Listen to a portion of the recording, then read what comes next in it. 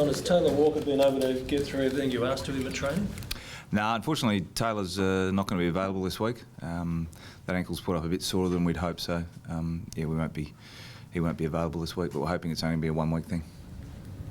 You hopeful, or you got some more information? The information I'm getting from the doctors, the doctor in particular, is that we're hopeful it's going to settle down, and we expect it to be a week. So was he able to do anything at all, or is it? No, we've just backed him off now, and we'll probably start running him later in the weekend to bring him up for next week.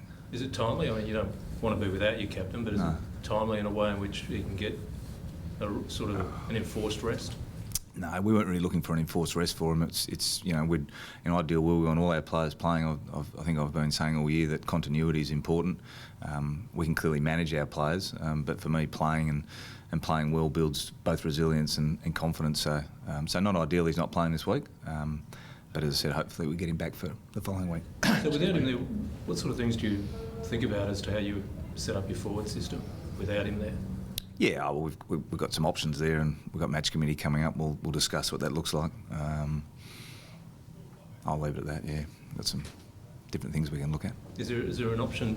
Is there a serious option of looking at someone who's been in the SNFL for a fair while? Well, that's a possibility. It's a possibility to play some guys who maybe haven't spent big minutes down forward as well. We'll weigh those up and talk to the forwards coach and the rest of the match committee and see what their thoughts are. Who are the blokes in the SANFL that have impressed you of late? From a total, a lot of guys are playing some good footy. I mean, Cam Ellis-Yeoman's been playing well as a midfielder. Who else we got down there? Harry Deers, a guy who's played some good footy lately. Had to kick 6 and 3 last week, so he's making some progress, which is good. Jake Kelly continues to play consistently well. Tom Dodo. So we've got a number of guys who are playing well, and for some of those guys, Paul Seasman was back there last week. Dave McKay, who was a travelling emergency last week, will be looking for a game. So we think we've got some guys who can come in. You got better news on Daniel Taylor? Yeah. Both him and Dougie got a little bit of a cork last week. They both trained fully today, so they should be fine. There's quite a race on for those final spots, and everyone thinks percentage is going to be very, very important. How can you purposely set up for your team to actually take advantage of a pretty lowly ranked Essendon to get that percentage boost? Yeah, we're not in that headspace at all. Obviously last week wasn't the result we were after. We've reviewed that, and the guys are pretty keen to atone for what was a performance which wasn't like us last week. So we're going to focus on Essendon and focus on playing our way and play the system that we want to play, and we'll take the result, whatever that brings. So what have you learned from that game? What have you learned from that game? Yeah, well, a bit. I mean, credit to Geelong firstly. I thought they played really well on the night.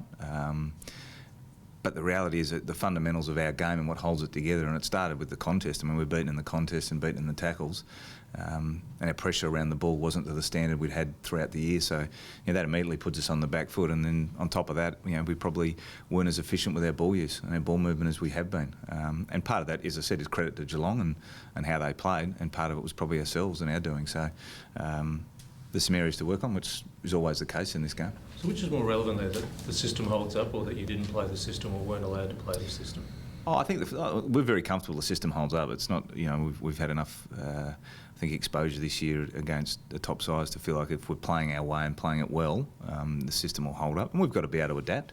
We tried a few things on the weekend, which, in probably midway through the third quarter, when it was clear there were some changes needed to be made, we made some changes. And even the last quarter, we started to generate some more ball, and we got some inside 50s, but we couldn't score. So again, we review, we reflect, and it doesn't matter whether we win or we lose. We do the same each week. And on the weekend, it was against a good side that we lost to, and we walked away going, what did we learn?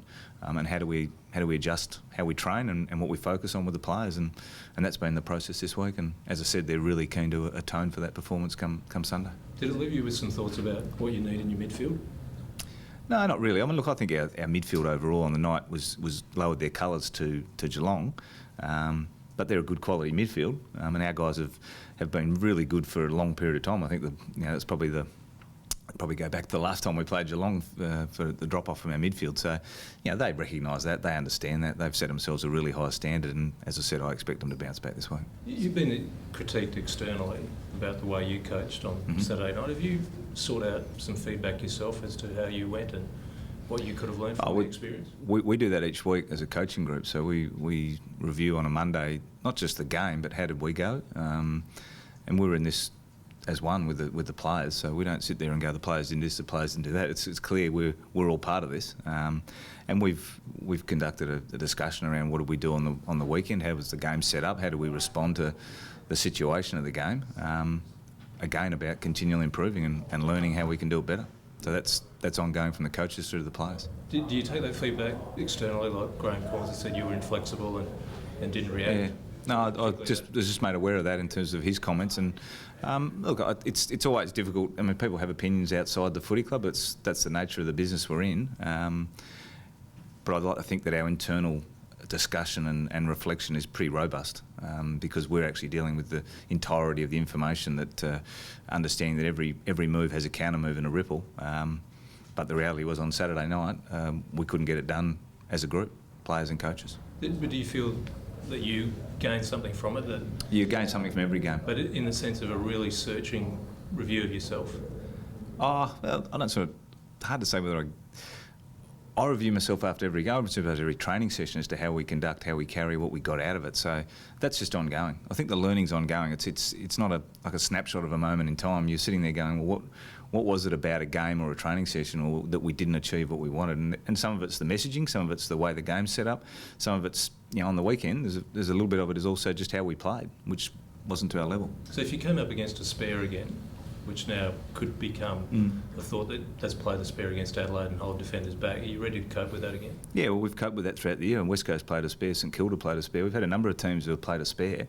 Now Geelong played a spare for a period of time. We equalised that for at some stage throughout the night, and we got a little bit of flow in our game. So that's one of the adaptations we make on the way through. Don, 5 games to go. I know every game's important, but given that logjam that there is from 2nd to 7th, how important to respond and have an impressive performance? Yeah, look, it's important. As I said every week here, there's no easy games in this comp, and Essendon's certainly one of those teams which, although the results don't indicate it, they've been playing really well. I think they had 66 inside 50s last week. They had more scoring shots than their opponents the last 3 games. So, and they're playing some good footy. I went and watched them on Sunday afternoon at Etihad, and they've got some real credentials to do some damage. So we take nothing lightly, and we understand that up next is Essendon, and we'll focus smack bang on them, and then we'll worry about what's after that. You say you take nothing lightly, but externally people say you really should smash Essendon. Yeah.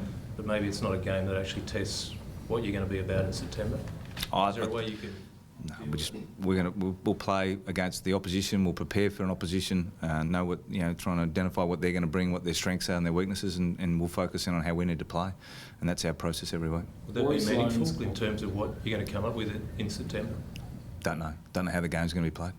Rory Sloane's currently 3rd favourite in the Brownlow. Have you noticed him doing anything different this year to last year, apart from an increase in his play? Yeah. Have you noticed any difference in style? Yeah, it's difficult for me to say because I wasn't here last year, but certainly having just arrived, I've found a guy who's maintains and drives a really high standard for himself and for the team, and he's probably a guy that commits as much to the team as he does. So he's not an individual player. He's a guy who really wants to play strong team footy, and he's a professional, and he continues to look for ways to get better and drive himself and others around him, which makes him an easy guy to coach. Do you think any of that has to do with not having to share the spotlight with Patrick Dangerfield anymore? Oh, I can't really comment on that. Don, the players have publicly spoken about turning on the scoreboard on Sunday evening. Can they get distracted by that? Yeah, well, my message certainly won't be to turn the scoreboard. My message is going to be let's come out and play our style of footy and do it from the first bounce, and recognise the opponent we're playing, understand that we control what we control, and playing our way is going to be important. As I said, especially off last week where I thought collectively we were just a little bit off. Don, I think you've only had 27 players this season, which has been great. You haven't had to rotate too many through. With finals coming up, is there any temptation to get a couple in just in case you need a larger group to select from for finals and you don't want them coming in cold, or do you just try and keep it as tight as possible? We'll pick best available. We won't get too cute in the way through. I think there's a real risk in doing that. So we'll keep the side going as it is. Look, if there's clearly guys who are in need of a rest or have got injuries that they're carrying, we'll manage them accordingly. But otherwise, we'll keep the team rolling. Don, the club got a commercial win with Friday night game for round 23, but Yep. it sets up a demanding football challenge. Are you able to cope with it? Yeah, look, we've already discussed that. We've got some, with the high performance guys, some plans in place. We're in a fortunate position. We've got 4 of our last 5 at home. We've got a 8-day this week into a 7-day into another 8 days. So we've got a bit of extra time into the lead in those games, and we finish with 2 6 days. So we'll adapt around that. That won't be a problem.